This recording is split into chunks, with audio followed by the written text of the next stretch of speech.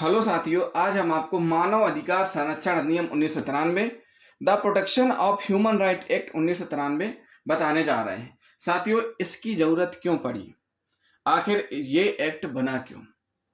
तो इसके पहले हम जानेंगे कि मानव अधिकार है क्या, मानव अधिकार का उद्गम और विकास हुआ कैसे, राष्ट्रीय मानव अधिकार क्या है और गठन कैसे होता है।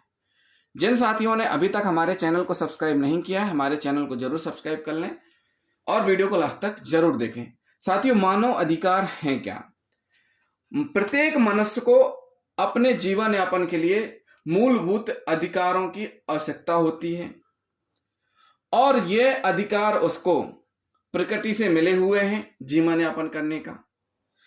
तो जो अधिकार मनुष्य को उसके जीवन यापन के लिए मिले हुए हैं और जो उसके जीवन के लिए आवश्यक हैं, चाहे वह किसी भी धर्म का हो, प्रजाति का हो, नस्ल का हो, लिंग का हो, उसको उन अधिकारों के साथ जीने का राइट है। क्या है? उसको उन अधिकारों के साथ जीने का राइट है।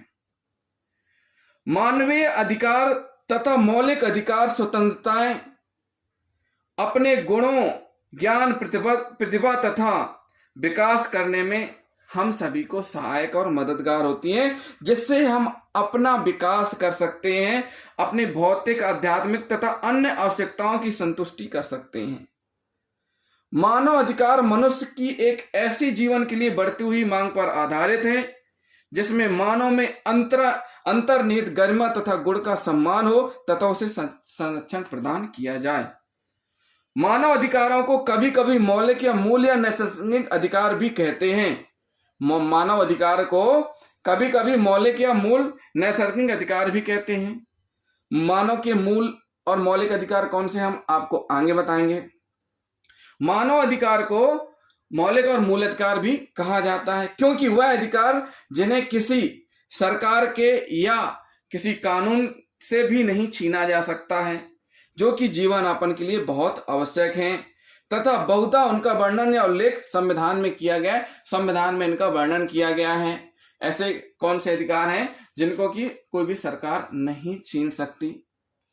तो साथियों, मानव अधिकार एक मनुष्य के विकास के लिए, जीवन यापन के लिए बहुत महत्वपूर्ण है। ऐसा नहीं हो सकता है कि किसी एक वर्ग विशेष को, किसी एक धर्म विशेष को, किसी एक जाति विशेष को, किसी एक लिंग विशेष को अलग इंपॉर्टेंस दिया जाए, उसको अलग अधिकार मिले और दूसरे को अलग अधिकार मिले। ऐसा नहीं होना चाहिए। इस भेदभाव को खत्म करने के लिए ये अधिकार बना है। अगर कोई व्यक्ति किसी मानव के अधिकार का हरण करता है, उसको इस प्रकार से प्रताड़ित करता है जिससे कि उसके मानव अधिकार का हनन होता है, तो फिर उसके खिलाफ कार्रवाई की जाएगी। क्या की जाएगी? उसके खिलाफ कार्रवाई की जाएगी। तो साथियों, ये हुए मानव अधिकार के बारे में हमने बताया। अब हम आपको बताएंगे मानव अधिकार का उद्गम और विकास हुआ कैसे। जो मानव अधिकार है, मानव अधिकार का उद्गम और विकास हुआ सर्वप्रथम ऐतिहासिक रूप में देखा जाए तो 1215 में इसका प्रमाण मिलता है। उस समय ब्रिटेन के तत्कालीन राजा द्वारा मानव अधिकारों के संबंध में एक दस्तावेज जारी किया गया था। 1215 में ब्रिटेन के राजा के द्वारा मानव अधिकार के संबंध में एक दस्तावेज जारी किया गया था, जिसे मैग्ना कार्टा कहा जाता है। क्या कहा जाता है? जिसे मैग्ना कार्टा कहा जाता है। इसके बाद 1628 के अधिकार पायना पत्र तथा 1689 के अधिकार पत्र बिल ऑफ राइट मानव अधिकारों से संबंधित दस्तावेज जारी किए गए। फ्रांस की क्रांति का वही 1789 में 1789 में फ्रांस की क्रांति हुई और जब फ्रांस की क्रांति हुई तो संविधान में मानव अधिकारों को शामिल किए जाने की प्रथा प्रारंभ हुई। संविधान में जो मानव अधिकार शामिल किए गए, कब किए गए? फ्रांस की क्रांति के बाद से ही प्रारंभ किए गए 1789 में। 1791 में संयुक्त राज्य अमेरिका ने प्रथम 10 संशोधनों के द्वारा नागरिकों को मूलभूत अधिकार प्रदान किए। किसने किए? अमेरिका ने 10 संशोधनों के द्वारा नागरिकों को मूलभूत अधिकार प्रदान किए।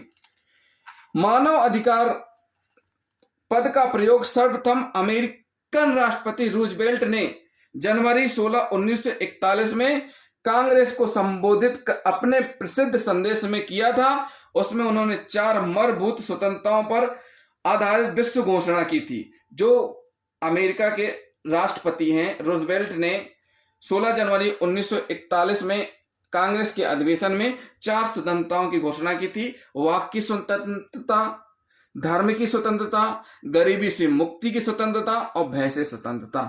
क्या की थी? भय से स्वतंत्रता इनकी घोषणा की थी। क्या की थी? इनकी घोषणा की थी। 25 जून 1945 को सैन फ्रांसिस्को में अंगीकृत किया गया। मानव अधिकार पद का लिखित प्रयोग संयुक्त राष्ट्र चार्टर में पाया गया, जिसको द्वितीय विश्व युद्ध के पश्चात सैन फ्रांसिस्को में 25 जून 1945 को अंगीकृत किया गया। उसी वर्ष अक्टूबर माह में बहुसंख्या में हस्ताक्षरकर्ताओं ने इसका अनुसमर्थन कर दिया। क्या कर दिया? इसका समर्थन कर दिया। 1945 में संयुक्त राष्ट्र संघ के गठन के प्रारूप की चर्चा में मानव अधिकारों पर भी व्यापक बहस हुई। 1946 में रूजवेल्ट की अध्यक्षता में प्रथम मानव अधिकार आयोग की स्थापना की गई। प्रथम मानव आयोग अधिकार की स्थापना कब हुई? 1946 में। किसकी अध्यक्षता में? रूजवेल्ट कौन थे?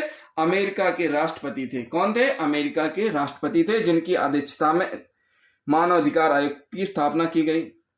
उस मानव अधिकार विश्वव्यापी घोषणा तैयार की गई। मानव अधिकार पर विश्वव्यापी घोषणा तैयार की गई, जिसे संयुक्त राष्ट्र सभा ने 20 दिसंबर 1948 को स्वीकार किया तथा बाद में 20 दिसंबर को मानव अधिकार दिवस घोषित किया गया। साथियों, मानव अधिकार दिवस कब मनाया जाता है? 20 दिसंबर को। इस प्रस्ताव को मानवीय अधिकारों की सार्वभौम घोषणा का नाम दिया गया। क्या किया गया? सार्वभौम घोषणा का नाम दिया गया। सन 1954 तक इसके 2 प्रतिबंध तैयार किए गए थे। पहला था नागरिक एवं राजनीतिक अधिकार, नंबर 2 आर्थिक, सामाजिक और सांस्कृतिक अधिकार। 3 जनवरी 23 मार्च 1976 को इसे लागू किया गया। वर्तमान में मानव अधिकारों के संबंध में 43 सदस्यीय मानवीय अधिकार आयोग तथा 26 सदस्यीय उप आयोग का गठन किया गया है, जिसमें एक संयुक्त राष्ट्र मानवाधिकार उच्चायुक्त के पद का सृजन किया गया है। क्या किया गया? पद का सृजन किया गया है। इस प्रकार मानव अधिकार को एक निश्चित परिसीमा में सीमित नहीं किया जा सकता। जो अधिकार व्यक्ति की गरिमा को बनाए रखने में आवश्यक है तथा व्यक्ति के भौतिक, मानसिक, सामाजिक तथा आर्थिक उत्थान के लिए आवश्यक है, वे सभी मानव अधिकार की श्रेणी में आएंगे, चाहे उसे धर्म की स्वतंत्रता, वाणी की स्वतंत्रता, आवागमन की स्वतंत्रता तथा गरिमापूर्ण जीवन की स्वतंत्रता की संज्ञा दे दी जाए। तो साथियों, ये हमने आपको बताया मानव अधिकार का उद्गम और विकास। अब थोड़ा नजर डाल लेते हैं राष्ट्रीय मानव अधिकार के ऊपर। धारा 3 मानव अधिकार संरक्षण नियम 1993 की धारा 3 कहती है, क्या कहती है? कि एक आयोग गठन किया जाएगा, राष्ट्रीय मानव अधिकार आयोग का गठन होगा। धारा 3 कहती है केंद्र सरकार एक निकाय का जो राष्ट्रीय मानव अधिकार आयोग के नाम से ज्ञात होगा, इस अधिनियम के अधीन उसे प्रदत्त शक्तियों का प्रयोग करने और उसे सौंपे गए कृत्यों का पालन करने के लिए गठन करेगी। केंद्र सरकार एक आयोग गठन करेगी। क्या करेगी? एक राष्ट्रीय मानव अधिकार आयोग गठन करेगी। जो आयोग गठन किया जाएगा उसका नाम क्या रहेगा? केंद्र सरकार जो आयोग गठित कर रही है उसका नाम होगा राष्ट्रीय मानव अधिकार। क्या रहेगा? राष्ट्रीय मानव अधिकार। और इस राष्ट्रीय मानव अधिकार में जो सदस्य रहेंगे, कौन कौन रहेंगे? इनके अध्यक्ष रहेंगे, जो आयोग बनेगा, अध्यक्ष रहेंगे माननीय सुप्रीम कोर्ट के मुख्य न्यायमूर्ति। माननीय सुप्रीम कोर्ट के मुख्य न्यायमूर्ति जो रहे हैं या कोई न्यायाधीश जो रहे हैं, वो अध्यक्ष होंगे। इसके सदस्य कौन होंगे? सुप्रीम कोर्ट के ही, माननीय सुप्रीम कोर्ट के ही एक जो न्यायाधीश रहे हैं वो इनके सदस्य रहेंगे। एक सदस्य रहेंगे हाई कोर्ट के मुख्य न्यायमूर्ति को भी शामिल किया जाता है राष्ट्रीय मानव अधिकार आयोग में। तो अध्यक्ष कौन रहेगा? मुख्य न्यायमूर्ति सुप्रीम कोर्ट के या कोई न्यायाधीश जो सुप्रीम कोर्ट के, वो अध्यक्ष रहेंगे। सदस्य जो कि सुप्रीम कोर्ट के एक न्यायाधीश रहे वो रहेंगे और हाई कोर्ट के एक मुख्य न्यायमूर्ति सदस्य के रूप में रहेंगे। 3 सदस्य और रहेंगे जिनमें एक महिला शामिल है। और ये जो 3 सदस्य ऐसे रहेंगे जिनको कि मानव अधिकारों से संबंधित विषयों का ज्ञान व व्यवहारिक अनुभव है।